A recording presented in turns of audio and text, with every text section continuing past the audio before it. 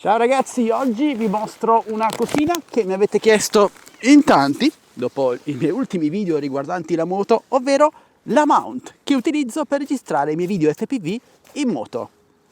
Eccola qui, si tratta di una mentoniera a cui è collegata al momento una Insta360 One R che utilizzo per i miei video in moto. Questa mentoniera, rispetto al classico aggancio con biadesivo da incollare al casco, ha diversi vantaggi. Innanzitutto potete rimuoverla in un istante, ci sono queste due striscette con il velcro, le tirate via dalla parte interna e la rimuovete. Non c'è il biadesivo che potrebbe staccarsi magari con le alte temperature o persino rovinare il vostro prezioso casco. Se poi volete rimontarla basta un istante e non dovrete ricomprare il biadesivo e reincollare la mount al vostro casco. Sotto questo aspetto è davvero tanta roba. Come avete visto nei miei video, inoltre riesce a mitigare molto bene le vibrazioni in quanto ha una base in gomma che evita anche eventuali raschi o graffi al nostro casco, quindi è davvero per me il top. E la visuale in prima persona è ottima. Posso andarla a rimuovere tranquillamente con una mano, cercando magari di non perdere la Insta360 nel mentre.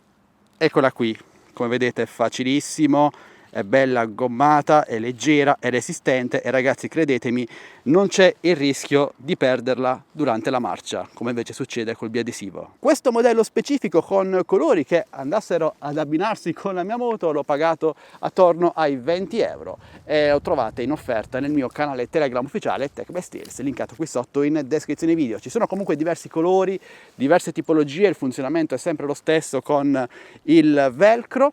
Questo ha due striscette, quindi è molto più stabile e sicuro rispetto a quelli che hanno una sola striscetta, quindi lo consiglio davvero a tutti quelli che vogliono registrare dei video FPV in prima persona sulla moto con un'inquadratura molto dinamica e di impatto. Grazie alle sue alette è praticamente compatibile con qualsiasi forma e grandezza di caschi integrali o modulari, quindi non dovrete nemmeno cercare un modello specifico per il vostro casco. Guardate quanto è stabile, non si muove davvero di un millimetro, super consigliato. Ok ragazzi, ora ditemi voi cosa ne pensate di questo accessorio, questa mount per action cam. Lo trovate interessante e utile? Preferite quelle con il biadesivo? Parliamone insieme qui sotto nei commenti.